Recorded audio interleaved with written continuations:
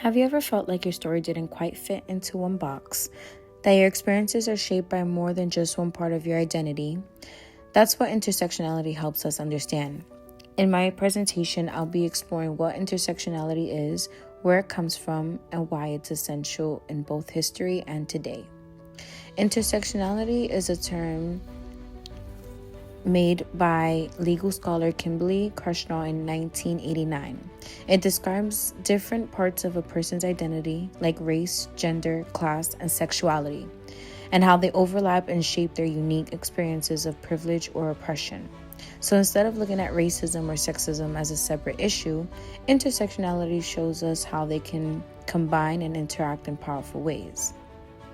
Kimberly Crenshaw created this term while analyzing how Black women were often left out of both feminist and civil rights conversations.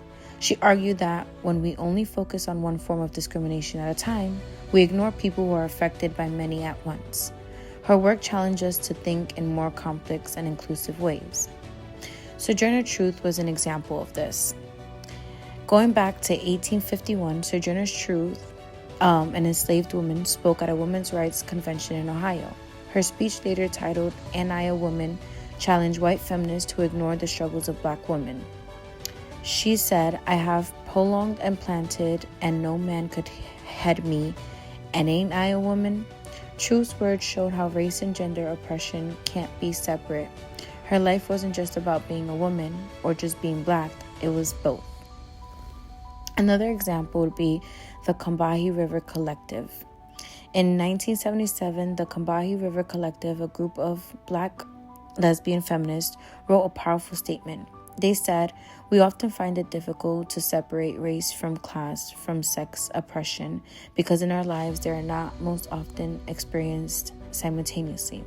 This idea that all forms of oppression are linked is exactly what intersectionality is about. Intersectionality still matters today. It's essential to social justice work. For example, a policy that supports women but ignores race may not help women of color, or a movement for LGBTQ rights that overlooks poverty or disability may leave some people behind. Intersectionality reminds us that if we want to really be equal, we have to understand how identities and systems interact.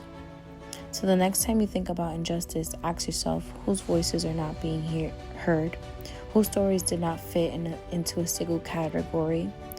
That's where intersectionality starts. And when we pay attention to those intersections, we get closer to a world that's fair for everyone.